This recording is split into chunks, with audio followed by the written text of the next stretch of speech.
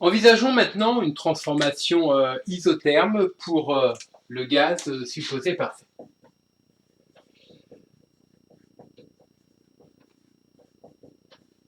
Ça veut dire que dans ce cas-là, la température du gaz reste constante en permanence, contrairement à une transformation monotherme qui correspond à une transformation réalisée au contact d'un thermostat, c'est-à-dire d'un corps de température constante. Donc là, on reste bien sur de l'isotherme. Donc prenons un volume de gaz à une température constante. Plusieurs configurations peuvent être envisagées, comme c'est le cas ici. Un volume constant également, donc une transformation isotherme et isochore. Dans ce cas-là, on se retrouve avec température constante, volume constant, à savoir que d'après la loi des gaz parfaits, ceci implique, étant donné que le système est fermé, que la pression est constante. Ainsi, il ne se passe rien. Ceci n'a donc aucun intérêt. Envisageons maintenant la situation où la transformation est également isobare. Ceci implique qu'on a par exemple une configuration de type piston, où on impose une pression extérieure qui est constante. Dans ce cas-là, c'est monobar. Mais étant donné qu'il y a équilibre mécanique du piston supposé de masse relativement faible, cela implique que la pression interne est constante. T égale constante, P égale constante. Ça implique que nécessairement le volume est constant. En conséquence, il ne se passe rien non plus. Cette situation n'est donc pas intéressante. Donc je vais éliminer effectivement cette possibilité. Bien, alors du coup, qu'est-ce qu'il nous reste? Il nous reste nécessairement la possibilité que si notamment le volume, pardon, si notamment la température reste constante ici, le fait qu'on envisage nécessairement un transfert mécanique. Pourquoi? Prenons à nouveau cette situation-là. Envisageons le fait qu'on chauffe le gaz à nouveau à l'aide d'une résistance chauffante et que les parois soient imperméables à la chaleur. Comme on l'a vu, le fait de maintenir la température constante va impliquer nécessairement que la pression dans le gaz change obligatoirement, ce qui fait que forcément la pression à l'extérieur ne peut pas être maintenue constante. Si j'ai ma loi des gaz parfaits appliquée à mon système gaz, l'utilisation des équations d'état implique que nécessairement le produit P fois V est égal à nRT, à savoir est égal à une constante. D'après le premier principe de la thermodynamique, en faisant un bilan d'énergie, on a alors delta U qui est égal à Q plus W. Or, delta U, on le sait, c'est pour un gaz parfait, la quantité de matière fois la capacité thermique molaire multipliée par la variation de température, ce qui nous donne nécessairement 0.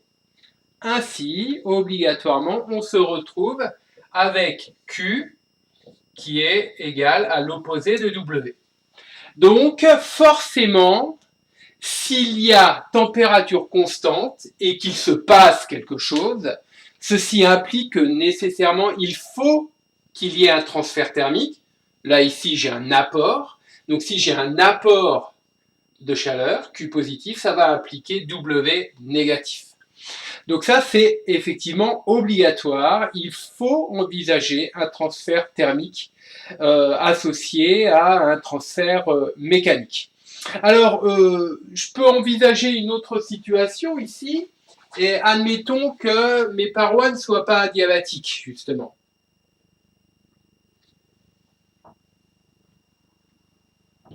Voilà. Si la température est constante, eh bien, on peut effectivement envisager de bloquer notre piston.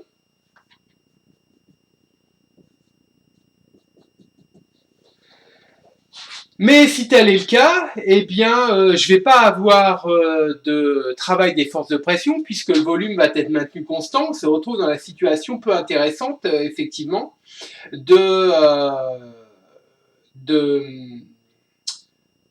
la transformation isochore, ce qui ne pose pas véritablement d'intérêt ici.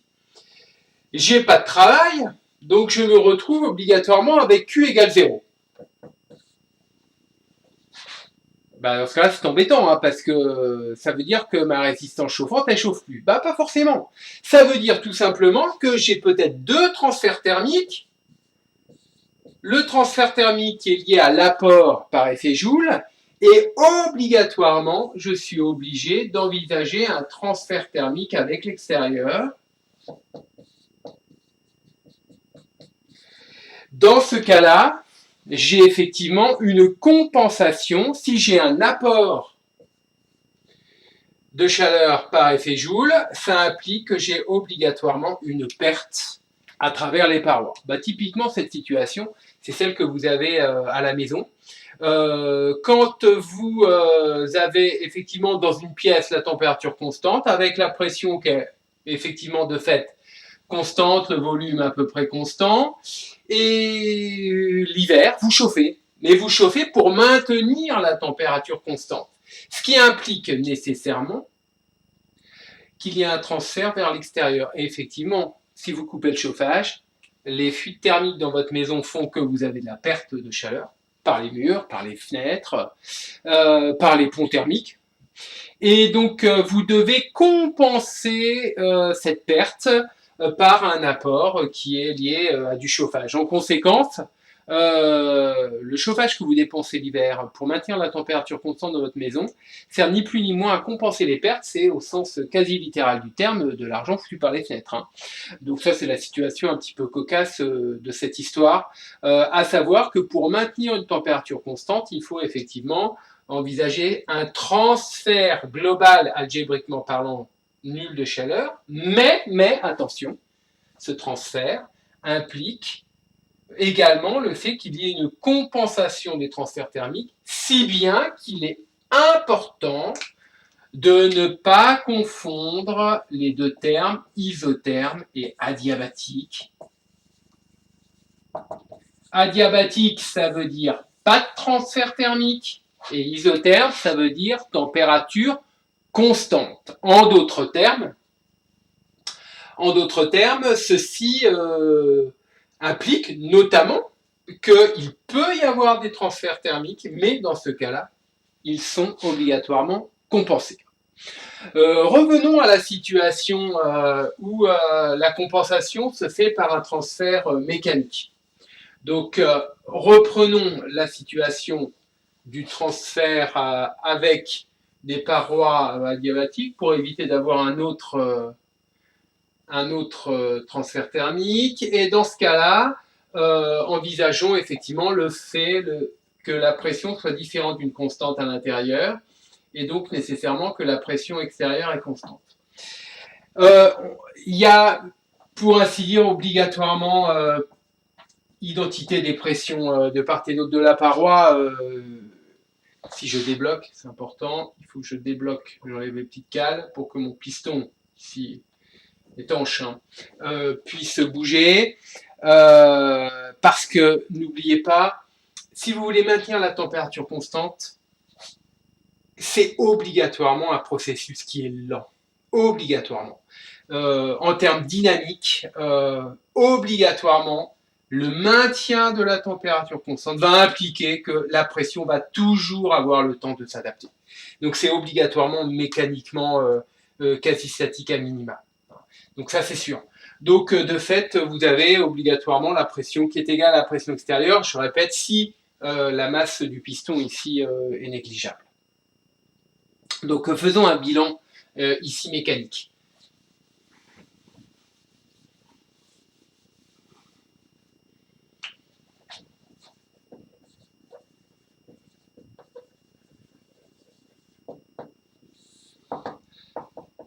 Alors, on a donc un transfert thermique, ici par effet Joule, certes. On vient de voir que delta U égale 0 car delta T égale 0. Et regardons ce qu'il en est du travail des forces de pression.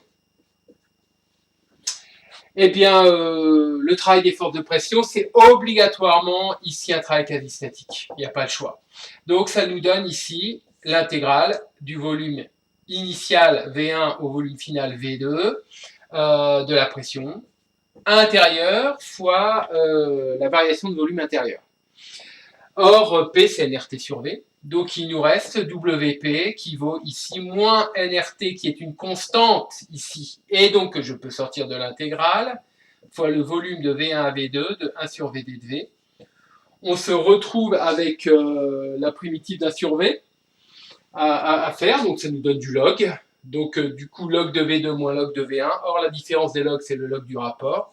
Il nous reste nécessairement WP qui vaut moins nRT fois le logarithme de V2 sur V1, obligatoirement.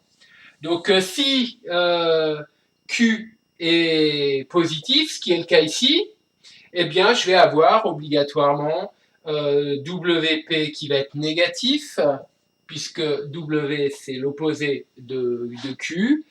Et ainsi, nécessairement, ça implique que V2 va être plus petit que V2 va être plus grand que V1. Donc, je vais avoir dans ce cas-là une détente.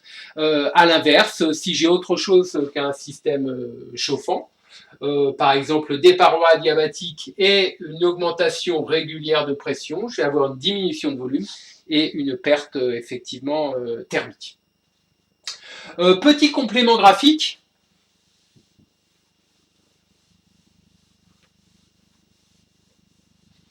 Étant donné qu'on a PV qui vaut nRT pour l'isotherme, eh bien, ça implique effectivement que la pression, c'est une constante, petit c, sur V avec petit c, qui est ici nRT.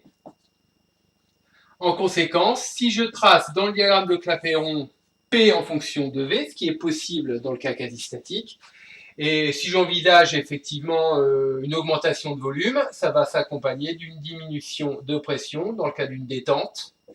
Et comme on a déjà eu l'occasion de voir dans le complément de cours sur le travail des forces de pression, eh bien WP va correspondre ici, dans le cas de la détente, à l'opposé de l'air sous la courbe ici pour que ce travail soit négatif dans le cas de la détente. Si jamais on a affaire à une compression, ce sera effectivement le contraire.